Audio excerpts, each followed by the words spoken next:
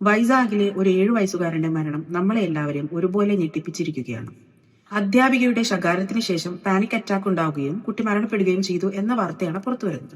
ഇതിന് പിന്നിലെ യഥാർത്ഥ സംഭവം എന്താണ്? അധ്യാപികയുടെ ശകാരവും കുട്ടിയുടെ മരണവും തമ്മിൽ എന്തെങ്കിലും ബന്ധമുണ്ടോ? ഇതെല്ലാം അന്വേഷണത്തിലൂടെ പുറത്തു വരേണ്ട കാര്യങ്ങളാണ്. എന്നിരിക്കെ ഈ സംഭവം നമ്മളോട് ചോദിക്കുന്ന ഒരു പ്രധാനപ്പെട്ട ചോദ്യമുണ്ട്. നമ്മുടെ കുട്ടികളുടെ ഇമോഷൻസിനെ നമ്മൾ എത്രമാത്രം ഗൗരവമായി കാണാറുണ്ട്? നമ്മൾ കുട്ടികളെ അക്കാഡമിക്കലി ഫിറ്റ് ആക്കാനായിട്ട് ട്യൂഷൻ വിടാറുണ്ട്. നമ്മുടെ കുട്ടികളെ ഫിസിക്കലി ഫിറ്റ് ആക്കാനായിട്ട് നമ്മൾ സ്പോർട്സ് പോലുള്ള എക്സ്ട്രാ കരിക്കുലർ ആക്ടിവിറ്റീസിനും വിടാറുണ്ട്. എന്നാൽ ഒന്ന് ചിന്തിച്ചു നോക്കൂ, നമ്മളിൽ എത്ര പാരന്റ്സ് നമ്മുടെ കുട്ടികളുടെ മെന്റൽ ഹെൽത്തിന് വേണ്ടി എന്തെങ്കിലും ചെയ്യുന്നുണ്ടാവും? ഒരു കുട്ടി കരയുമ്പോൾ കളിപ്പാട്ടം കാണാതായതോ അല്ലെങ്കിൽ കളിപ്പാട്ടത്തിന് കേടുപാടുകൾ സംഭവിച്ചതോ ആയിക്കോട്ടെ, നമ്മൾ പലപ്പോഴും ചോദിക്കാറുണ്ട്, എന്തിനാണ് ഇത്ര ചെറിയ കാര്യത്തിന് കരയുന്നതെന്ന്. ഒന്ന് ചോദിക്കട്ടെ, ഒരു മനുഷ്യൻ എപ്പോഴാണ് കരച്ചിൽ വരുന്നത്? നമുക്ക് സങ്കടങ്ങൾ വരുമ്പോൾ, വേദനകൾ വരുമ്പോൾ, നിരാശ വരുമ്പോൾ, ഭയം വരുമ്പോൾ, അതുമല്ലെങ്കിൽ അമിതമായി സന്തോഷിക്കുന്നു. കരച്ചിൽ എന്നത് ഒരു മനുഷ്യന്റെ ഇമോഷനെ അതിന്റെ ശരീരവും മനസ്സും പ്രോസസ് ചെയ്യുന്ന ഒരു രീതിയാണ്. അതുകൊണ്ട് ഒരു കുട്ടി കരയുമ്പോൾ നമ്മൾ കരയരുത് എന്ന് പറഞ്ഞാൽ ഒരുപക്ഷെ കുട്ടി കരച്ചിൽ നിർത്തിയേക്കാം.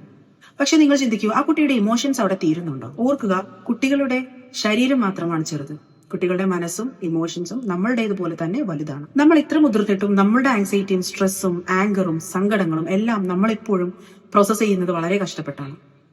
ഇതൊന്നും അറിയാതെ ഈ ലോകത്തേക്ക് വന്ന കൊച്ചുമക്കൾ ഇത്തരം ഇമോഷൻസ് അവർക്ക് ആദ്യമായി തോന്നുമ്പോൾ അവരതിനെ നമ്മളേലും ഭംഗിയായി ഹാൻഡിൽ ചെയ്യണമെന്ന് നമ്മൾ വാശി പിടിക്കുന്നത് ശരിയാണോ?